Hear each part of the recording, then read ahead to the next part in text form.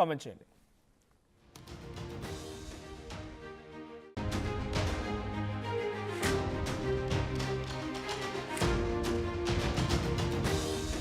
Breaking news చూస్తున్నాం. వినియోగదారులకి కేంద్రం ఒక బిగ్ షాక్ ఇచ్చింది. కమర్షియల్ గ్యాస్ ధరని చాలా భారీగా పెంచేసింది. 19 కేజీల కమర్షియల్ సిలిండర్ పైన 993 రూపాయలను పెంచేసింది. ఇక ఈ రేట్లతో హైదరాబాద్లో కమర్షియల్ గ్యాస్ సిలిండర్ ధర 3,315 రూపాయలు అవుతోంది. ఇరాన్ ఇజ్రాయెల్ యుద్ధం తర్వాత 3 సార్లు గ్యాస్ ధరలు పెరిగాయి.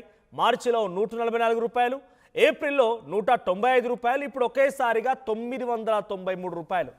ఇప్పటికే 144, 195 పెరిగితేనే మీద 10 రూపాయల చొప్పున వసూలు చేస్తున్నారు టిఫిన్ సెంటర్ల యాజమాన్యాలు. అఫ్కోర్స్ వాళ్ళకు కూడా చాలా తీవ్రంగా నష్టం వాటిల్తోంది. ఇప్పుడు ఒక్కో టిఫిన్ సెంటర్ పైన అధిక భారం పడుతుందని చెప్పి వాళ్ళు టిఫిన్ పైన 10 రూపాయలు పెంచిన వాళ్ళు రేపటి రోజున తగ్గించకపోగా అప్పుడే 10 రూపాయలు పెంచారంటే ఇప్పుడు 990 రూపాయలు అయింది ఒక కమర్షియల్ సిలిండర్ ధర. అంటే ఒక్క టిఫిన్ తినాలంటే ఇప్పుడు డైరెక్ట్గా 100 రూపీస్ వసూలు చేసే అవకాశం కూడా ఉంది. ధరల పెరుగుదలతో రెస్టారెంట్లు, హోటళ్ళు చాలా పెద్ద మొత్తంలో ఆందోళన వ్యక్తం చేస్తున్నాయి.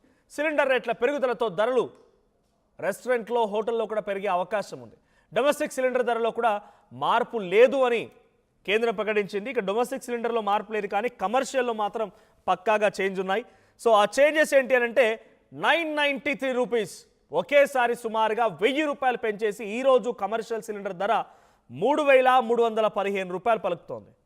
దీనివల్ల మీరు ఇంట్లో చేసుకుంటే మాకేం లాభం నష్టం అనుకుంటే ప్రతిదీ కూడా బయట నుంచి, అఫ్కోర్స్ ఏదైనా ఓ పెరుగు ప్యాకెటే కావాలనుకోండి, సో బయట మంచిగా వాటిని మరిగించి ఆ పాలని పెరుగుగా చేయడానికి పాలను మరిగించాలా, అప్పుడు సిలిండర్ కావాలా వద్దా? సో బయట నుంచి కొనుగోలు చేసే పెరుగు ప్యాకెట్ ధర కూడా పెరగబోతుంది. అంటే బయట కమర్షియల్గా వచ్చేటువంటి పెరుగు ప్యాకెట్లు కాదు, ఎక్కడైనా రీటైల్గా డైరీ దగ్గర వెళ్ళాలనుకుంటే అది కూడా ఎఫెక్టే. ఇంకా ఇది ఒకటే కాదు, చాలా పెద్ద మొత్తంలో నిన్నటి వరకు ఎవరైతే వీకెండ్స్ వచ్చాయో it's a biggest shocking news. ఈ రోజు నుంచి 3 రోజుల పాటుగా ఇట్స్ ఎ లాంగ్ వీకెండ్. ఈరోజు May 1, రేపు సాటర్డే, ఎల్లుండి సండే. ఈ 3 రోజుల పాటుగా పబ్బులు, గబ్బులు అని తిరిగే వాళ్ళందరికీ కూడా ఒక బిగ్గెస్ట్ షాక్ అని చెప్పాలి. బిర్యానీలు ఉండవు, బ్రేక్ఫాస్ట్లు ఉండవు, బయటికి వెళ్ళి ఏం తిందామన్నా కూడా మీరు ఇన్ని రోజుల వరకు ఒక 1000 రూపాయలు అంచనా వేసుకొని బయటికి వెళ్తే ఇప్పుడు సుమారుగా 4-5 వేలు కాబోతున్నాయి. బికాస్ ధరలు పెంచబోతున్నారు ఆ స్థాయిలోనే.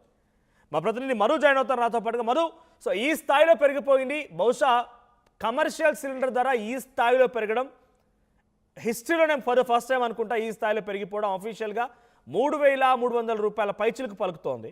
సో ఈ స్థాయిలో సిలిండర్ ధరలు పెరిగిన తర్వాత నాకు తెలిసి హోటళ్ళు, టిఫిన్లు తెరవాలంటేనే ఆందోళన వ్యక్తం చేసే పరిస్థితి. ఒకవేళ తెరిచినా కూడా అమాంతంగా వాటి ధర 100 రూపాయల వరకు వెళ్ళినా ఆశ్చర్యపోకుండా అదనంగా. సో ఎలా ఉండబోతోంది దీనిపైన కమర్షియల్ సిలిండర్ ధరల వాడకాలు చేసేటువంటి రెస్టారెంట్ల రియాక్షన్ ఏంటి? ఎగ్జాక్ట్లీ, నిజంగానే నరేంద్ర మోదీ ప్రధాని గతంలోనే చెప్పారు, కరోనా తర్వాత అత్యంత క్లిష్ట పరిస్థితులు ప్రపంచం ఎదుర్కోబోతా ఉంది. దాన్ని ఫేస్ చేయడానికి భారత్ తర్వాత రాష్ట్రాలన్నీ కూడా సిద్ధంగా ఉండాలనేటువంటి స్టేట్మెంట్ చేశారు ముఖ్యమంత్రికి సంబంధించినటువంటి వీడియో కాన్ఫరెన్స్ కి సంబంధించిన సమావేశాల్లో. సో ఆ పరిస్థితులు ఇప్పుడు మెల్లగా రిఫ్లెక్ట్ అవుతున్నట్టుగా కనిపిస్తా ఉంది. ఆల్రెడీ కమర్షియల్ ధరలు పెరగడంతో, దానికి సంబంధించిన షార్టేజ్ ఉండడంతో హోటల్స్ మూతపడ్డాయి. హైదరాబాద్ లో చాలా హోటల్స్ లో ఈ హోటల్ తిరిగి కమర్షియల్ సిలిండర్ అందుబాటులోకి వచ్చిన తర్వాత తిరిగి తెరుస్తామనేటువంటి చాలా హోటల్స్ ఆల్రెడీ ఇప్పుడే బయట బోర్డ్స్ పెట్టేశాయి. అందులో పనిచేస్తున్న సిబ్బంది ఉద్యోగాలు పోయాయి. తర్వాత ఈ రేట్ల వల్ల వాళ్ళు కొంతమంది ఖాళీ చేసి వెళ్ళిపోతా ఉన్నటువంటి పరిస్థితి ఉంది. ఆ ఎఫెక్ట్ ఇంకా పడే పరిస్థితి ఉంది. కేవలం ఈ చిన్న స్థాయి హోటలే కాదు, పెద్ద హోటల్లో కూడా పడిపోయింది. మనం ఆల్రెడీ హోటల్స్కి వెళ్ళి ఇడ్లీ, దోశ, ఏదైనా ఇంకా వడ, ఇంకా ఏదైనా టిఫిన్స్ చేద్దామంటే దానిపైన 5 రూపీస్ 10 రూపీస్ ఎక్స్ట్రా అనేటువంటిది, అంటే ఉన్న రేటు మీద 10 రూపీస్ ఎక్స్ట్రా వసూలు చేస్తా ఉన్నారు. అది కమర్షియల్ ధర పెరిగినటువంటి సిచ్యువేషన్ లో ఇప్పుడు ఇరాన్ తర్వాత ఇజ్రాయెల్, అమెరికా యుద్ధానికి సంబంధించి మరింత రేట్లు పెరిగినటువంటి పరిస్థితి. కమర్షియల్ ఇప్పటికే బ్లాక్ లో దందా చేస్తా ఉన్నారు.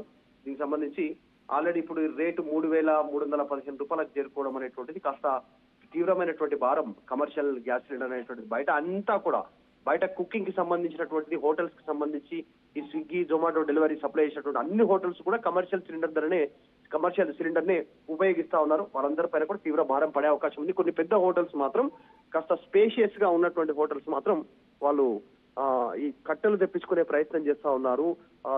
టింబర్ డిపోలతో వాళ్ళు డైరెక్ట్ గా కాంటాక్ట్ అవుతా ఉన్నారు, కట్టెలు తెప్పించుకుంటున్నారు. కట్టెలు మండించి వంట చేసేటువంటి పరిస్థితి లేని హోటల్స్ మాత్రం ఈ సిలిండర్స్ పైన ఆధారపడతా ఉన్నాయి. అది రేటు పెరగడంతో వాళ్ళు హోటల్స్ మూసేసే పరిస్థితి. సో ఈ రోజు ఈ రేటుతో బయట హోటల్లో తినాలంటే కూడా అందరికి జేబుకు చిల్లుబడే సిచ్యువేషన్ ఉంటుంది. జనాలంతా కూడా ఇంట్లో ప్రిపరేషన్ చేసుకునేటువంటి పరిస్థితి. అంటే రోజువారీగా బయటికి వెళ్ళి బయట తింటూ పనుల నిమిత్తం బయటికి వెళ్ళేవారు కూడా ఇంట్లోనే తిని వెళ్లాల్సినటువంటి సిచ్యువేషన్ ఏర్పడింది. సో ఇది ఇంకా కొన్ని రోజులు కొనసాగేటువంటి అవకాశం కనిపిస్తా ఉంది. ప్రస్తుతం రేటు పెరుగుతా పోతుంది. కమర్షియల్ సిలిండర్ పెరిగిన డొమెస్టిక్ సిలిండర్ మాత్రం స్థిరంగానే ఉన్నట్టుగా చాలా స్పష్టంగా కంపారిటివ్లీ వేరే స్టేట్స్ తో కంపేర్ చేస్తే తెలుగు స్టేట్స్ లో మోస్ట్లీ హైదరాబాద్ లాంటి మహానగరంలో మెట్రోపాలిటన్ సిటీలో ఫుడ్ బిజినెస్ అత్యద్భుతమైనటువంటి ఒక సక్సెస్ఫుల్ బిజినెస్ హైదరాబాద్లో. రెస్టారెంట్స్ కానీ హోటల్స్ కానీ చిన్న చిన్న టీ కొట్ల దగ్గర నుంచి మొదలుకుంటే బడా బడా రెస్టారెంట్ల వరకు కూడా అద్భుతంగా బిజినెస్ అవుతూ ఉంటుంది. సో అంతటి స్థాయిలో విదేశీ పర్యాటకులు రావడం కానీ లేకపోతే బిజినెస్ క్లాసెస్ వారు కానివ్వండి లేకపోతే ఐటీ ఎంప్లాయీస్ కానీ ప్రతి ఉద్యోగి కూడా అటువంటి హోటల్స్ పైన కొన్ని సందర్భాలు ఆధారపడి వాటి నుంచి పర్చేస్ చేయడం తినలాంటివి జరుగుతూ ఉంటుంది.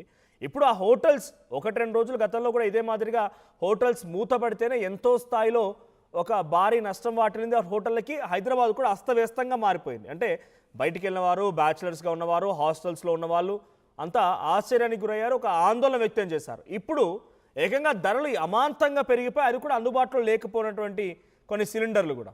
సో ఏంటి సిచ్యువేషన్? వీటితో గవర్నమెంట్ ఏ రకంగా వారికి కొంచెం సపోర్ట్ ఇవ్వబోతోంది, లేకపోతే ఇటువైపు నుంచి రెస్టారెంట్లు, హోటళ్ళు, హాస్టల్స్ రియాక్షన్స్ ఏంటి? ముఖ్యంగా హాస్టల్స్ వరకు తీసుకుంటే విద్యార్థులకి వాళ్ళ ఏ రకంగా సప్లై చేయబోతున్నారు ఫుడ్ని? మరి నిజంగానే హాస్టల్స్ ఉన్నాయి, పీజీ సంబంధించినటువంటివి, తర్వాత ఉమెన్స్ హాస్టల్స్ ఉన్నాయి, తర్వాత కోవిడ్ హాస్టల్స్ ఉన్నాయి, వీటితో పాటు రెసిడెన్షియల్ హాస్టల్స్ ఉన్నాయి. చదువుతో పాటు ఆల్రెడీ హాస్టల్స్ పిల్లల్ని అక్కడే ఉంచి ఇప్పుడు శ్రీ చైతన్య లాంటి